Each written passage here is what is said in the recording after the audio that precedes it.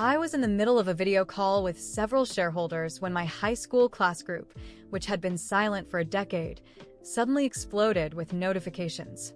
Megan, did you see Felicity's post? She's getting married today. Are you really not coming? As the messages flooded in, I realized that Felicity Simons, the prom queen of our high school, was tying the knot. All our old classmates were attending, I replied, trying to keep it professional. Sorry, I'm swamped with work at the moment. But the responses were swift and brutal. What could you possibly be busy with? Someone who hasn't posted in 100 years must be doing pretty poorly. Seriously, just admit you're embarrassed and stop pretending to be so busy. Felicity chimed in herself. Remember our bet? I always said I'd marry someone better than you, I shot back. Can't say I recall that immediately. Others jumped in. Felicity's husband is the CEO of a publicly traded company. They even sent over 100 luxury cars to pick her up today. Sounds like you're worried about how your life compares, so you're pretending to forget. Maybe you're so broke you can't even afford a wedding gift. Why not start a crowdfunding campaign to help you chip in? Under the barrage of comments, Felicity tagged me again, putting on a show of graciousness. I really hope you can make it to my wedding to witness my happy moment. Since we're classmates, I'll have my husband arrange a cleaning job for you. With that, she posted a stunning photo of herself and her husband in wedding attire. My jaw dropped when I saw her husband's face. That was Logan Ridley, my husband who married into my family. Sure, I'll definitely come to witness your happiness, I typed back, my fingers shaking slightly. Just as I hit send, my phone buzzed with a message from Logan. Hey, babe, I'm heading back to my hometown to see my parents today. I've already prepped dinner and left it in the fridge for you. Just heat it up when you're ready. Love you always. Logan had moved in with me 3 years ago, always looking out for me and taking care of everything. Even when he stepped out, he never forgot to prepare for my daily needs. I used to be touched by his thoughtful gestures, but now all I felt was a sense of absurdity. I abruptly ended the video call and drove to the address Felicity had shared in the group. As I approached her home, I spotted a massive red banner hanging over the entrance, warmly welcoming Mr. Ridley, president of All Grand Group, to the wedding. Beneath the banner stood Felicity, resplendent in a snow-white couture wedding gown, eagerly awaiting her groom. A crowd of our high school classmates surrounded her, buzzing with excitement. Felicity, you really kept this under wraps. We had no idea you were marrying the CEO of All Grand Group. Seriously, Mr. Ridley is a well-known entrepreneur. You've hit the jackpot, Felicity. You're about to be a high society lady. Don't forget about us little people. Even our high school teacher, Amanda Lane, was there, fawning over Felicity. Felicity, the first time I laid eyes on you, I knew you were destined for greatness. That's why I never scolded you for your grades. I knew you were born to be wealthy and didn't need to rely on academic achievements. As the crowd showered her with compliments, Felicity wore a triumphant smile, her eyes sparkling with self-satisfaction. Logan had been living with me for years, seemingly doing nothing productive. To help him gain experience, I had entrusted him with managing the smallest company under my name, All Grand Group. Little did I know that would become the very capital Felicity was now flaunting to bask in the spotlight. When I walked in, the classmates, who had been so eager to flatter her just moments ago, suddenly furrowed their brows, looking at me with evident disdain. One of Felicity's lackeys spotted the car behind me and rushed over with a sneer. Megan, you're really something else. Did you actually rent a Bentley just to come to Felicity's wedding and save face? At that, the others chimed in with scornful remarks. No wonder you had the nerve to show up. You just wanted to play pretend, right? Renting a car like that must cost you at least 3 months' salary. Some people just love to put on a show. As if pretending to be rich could ever stack up against Felicity's husband. Seriously, is it that hard to admit others are doing better than you? Why go through all that trouble to rent a fancy car just to keep up with the Joneses? Despite their derogatory comments, I remained calm. Actually, it's my car, I replied evenly. Before I could gather my thoughts, Felicity suddenly stepped in front of me, her expression furious. She raised her hand and slapped me hard across the face. Your car? This is clearly my husband's car. I've suspected my husband was seeing someone else on the side, and now I find out it's you. You little tramp. You shameless gold digger. How dare you show up at my wedding, driving my husband's car to taunt me, the legitimate wife. Felicity's words left everyone around us wide-eyed and in disbelief. Felicity, is that car really your husband's? No way, one classmate exclaimed, incredulous. Felicity puffed up with pride, her chin held high. Of course it's real. Why would I lie? With that, she pulled out her phone and started scrolling through photos of her and Logan. There were shots of them snuggled up in the car and others of them lounging on the hood, looking cozy and intimate. The details inside the car and the license plate were unmistakably clear. The crowd gasped collectively. Holy crap! It really is Felicity's husband's car. That means Megan must be the other woman. Felicity's expression twisted into a scowl, her eyebrows knitting together in anger. No wonder you've been so quiet all these years. Turns out you've just been playing the side chick. The crowd turned their eyes to me, their expressions a mix of shock and disdain. I can't believe it. Megan looks so put together, yet she's been sneaking around as someone's mistress, right? I used to think she was this cool, aloof, straight-a student. I even wrote her a love letter back in high school. Now it feels gross just thinking about it. Some people act all innocent on the outside, but behind closed doors, they're a whole different story. The moment they see a wealthy guy, they're practically begging for attention. Look at her, flaunting the sugar daddy's car right in front of the real wife. She must be jealous of Felicity getting married and is trying to ruin the wedding. Even Amanda looked at me with contempt, her voice dripping with disdain. Megan, when you're out in public, please don't mention that you were my student. I never taught anyone with such a lack of morals. The crowd's chatter turned into a frenzy, drawing in onlookers who pointed fingers and whispered. Some even took out their phones to record while others spat in my direction. In a fit of anger, I ripped off my designer coat, which was worth tens of thousands of dollars, and tossed it into a nearby trash can. I turned to face Felicity, my voice steady and fierce. You should really ask Logan who the real mistress is before you start throwing accusations around. Once I finished, Felicity slapped me hard across the face. Do you really need to ask? Today is my wedding day with Logan. Can't you see that? She pointed angrily at my car, her voice rising. I absolutely despise mistresses. All of them deserve to be punished. With that, she pulled out a key and scratched the words Mistress Die across my car's paint. I glanced at the glaring letters, a chill running down my spine. You'll soon realize just how ironic those words are. Felicity's anger boiled over you shameless hussy. You're stealing my husband and then mocking me. Just thinking about my husband's car being driven by a skank like you makes me sick. With that, she picked up a brick from the ground and began smashing it against my car. She hit the windows, the headlights, the hood. Nothing was spared. Felicity is going to be the future First Lady of all Grand Group. We can't let her be bullied by a lowlife like Megan. Someone in the crowd shouted. Suddenly, everyone started grabbing anything they could find to join in the destruction. After smashing the windows, they even climbed inside, vandalizing the seats and interior. My once pristine luxury car was quickly reduced to a heap of wreckage. I watched these lunatics with a cold glare. I hope when it comes time for you to pay for this mess, you'll be just as eager to take responsibility.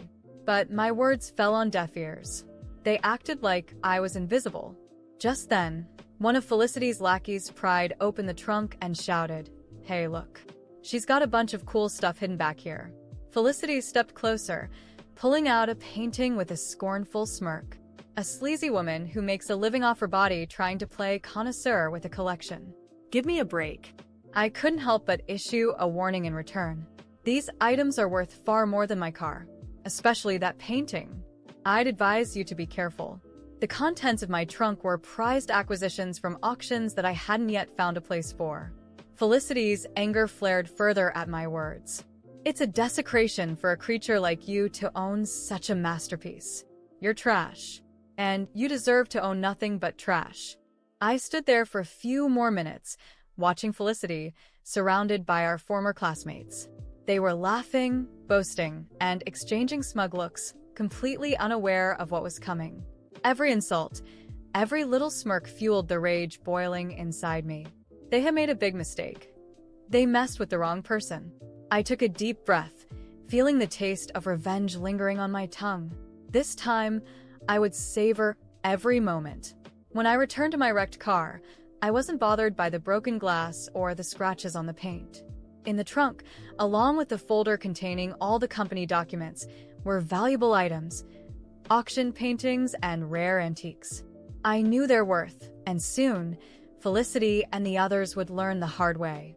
I grabbed the folder and walked away without looking back. Their laughter and sneering remarks still echoed, but they no longer touched me. They were going to pay dearly. When I arrived home, everything Logan had meticulously prepared felt like a cruel joke. Dinner was neatly stored in the fridge, the couch was arranged just the way I liked it, and a small note lay on the table. "Take care, love. I'll be back soon. I love you." It was as if he had two faces, one as the perfect husband for me and another as the groom of the woman now bragging about having stolen him. He thought I would always accept things quietly. Poor man. It was time to show him I was never the weak person he believed me to be. I grabbed my phone and made a few calls. My lawyer, always efficient, confirmed that the asset transfer process was almost complete. In a matter of hours, Logan and Felicity would have nothing left. The company, the house, and even the shares I had temporarily put under his name would be back under my control. Satisfied with the progress, I sent Logan a message. "Be honest with your new wife. How will she feel when she finds out you don't own anything?" Minutes later, he called, his voice frantic. "What did you do, Megan? Are you insane?" "Insane? No, Logan. I'm just taking back what's mine." If Felicity thought she was marrying a rich CEO, she's in for a rude awakening. He tried to explain, beg, and finally threaten me, but it was too late. I hung up on him without hesitation. With every passing minute, my control over the situation grew stronger, and soon, he and Felicity would be standing in the ruins of their own making. The next morning, I woke up early and went to the office of the company Logan was managing. I walked in confidently, and within minutes, I made the announcement that would end his reign. As of today, all operations are back under my control. Logan Ridley is officially removed from any position within all Grand Group. The employees were stunned. There were whispers and surprised glances, but no one dared to challenge me. They knew who I was, and more importantly, they knew my power was real. Before leaving, I issued a press release to the local media announcing that Logan and Felicity no longer had any association with the company. Now, in addition to being broke, they would be left without credibility. That afternoon, while I was finalizing some more details, I received an unexpected call from one of our former classmates who had attended the wedding. "Megan, you won't believe it. Felicity is losing it. She just found out Logan doesn't own anything and is throwing his stuff onto the street."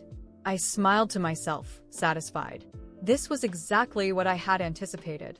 Felicity, the woman who believed she had won it all, was now discovering that her marriage was built on a lie. I decided to drive over and witness the spectacle firsthand. When I arrived at their house, the scene was even better than I had imagined. Felicity stood in the middle of the sidewalk, screaming and hurling suitcases at Logan, while he desperately tried to explain himself. "You useless liar.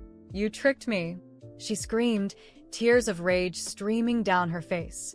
"I can explain, Felicity. It's all a misunderstanding," Logan pleaded. But there was no turning back. Neighbors gathered to watch the commotion, some recording with their phones, and I approached silently, savoring every second of their public humiliation. "I told you to ask who the real mistress was, Felicity," I said, cutting into the chaos. She shot me a look full of hatred, but there was nothing she could do. Logan was finished, and she knew it.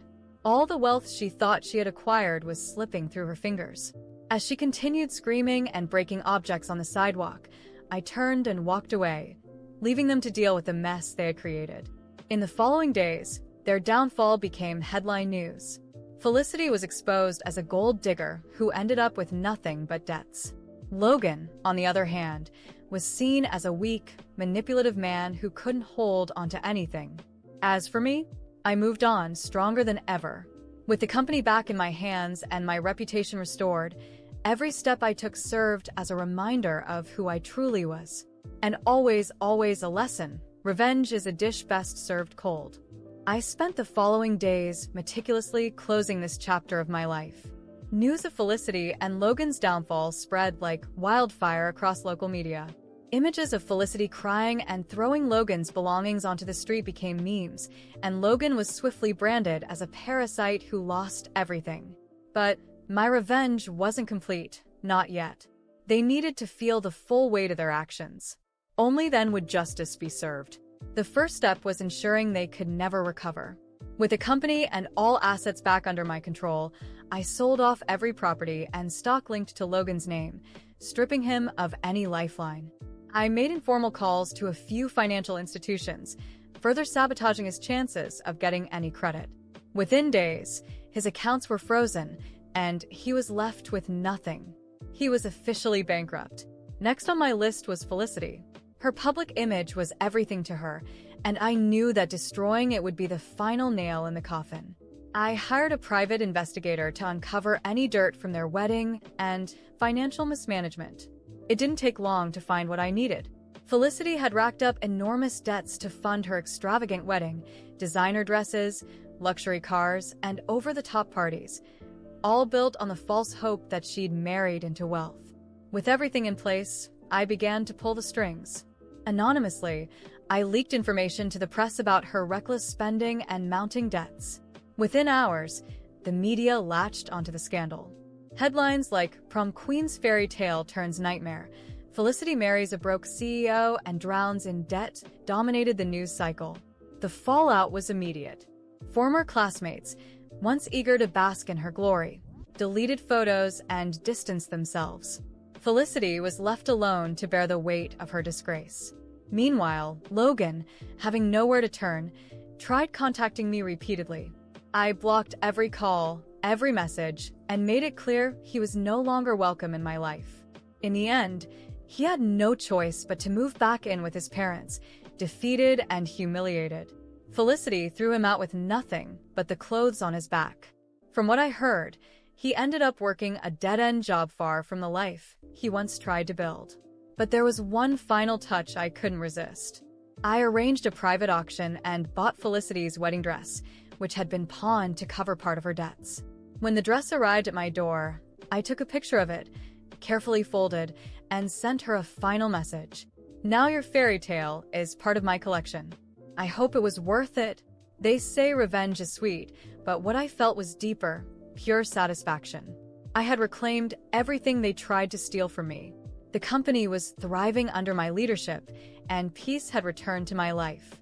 But the best part was knowing they'd never forget what they did. Every time Felicity or Logan thought of what they once had, they'd also remember who took it all away.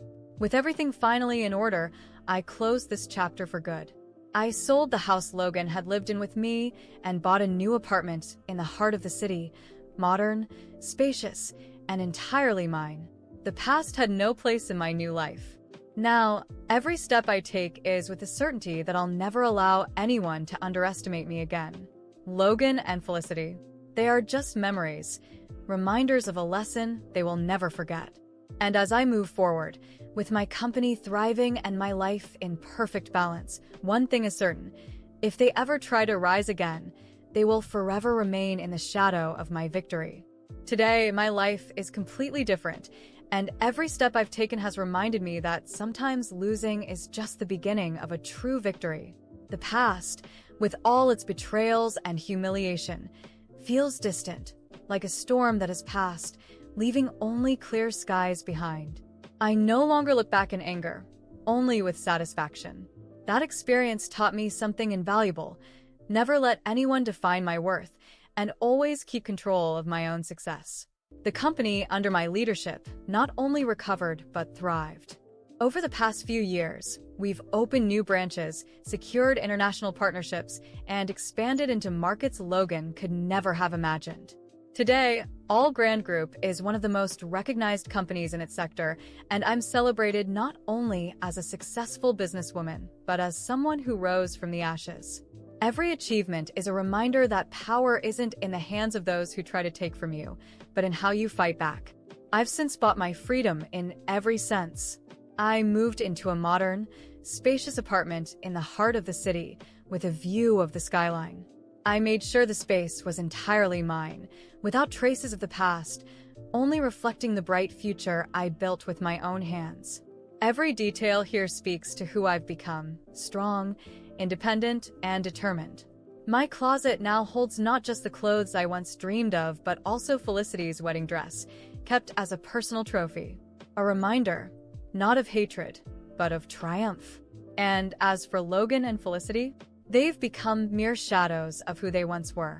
Logan, from what I've heard, is stuck in a cycle of temporary jobs, unable to find financial stability. Felicity, on the other hand, has faded into obscurity, clinging to appearances while desperately trying to salvage what little dignity she has left. Occasionally, I hear gossip about her attempts to rebuild her life, but nothing she does will ever shine the way she once believed it would. I, on the other hand, have truly moved on. I've traveled the world, met incredible people, and built a network of connections that opened even more doors.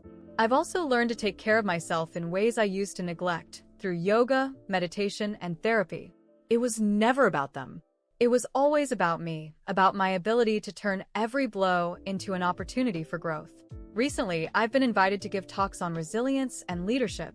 It's amusing to think that people now look to me not for the drama, but for inspiration. I speak about overcoming challenges and how setbacks don't define who we are.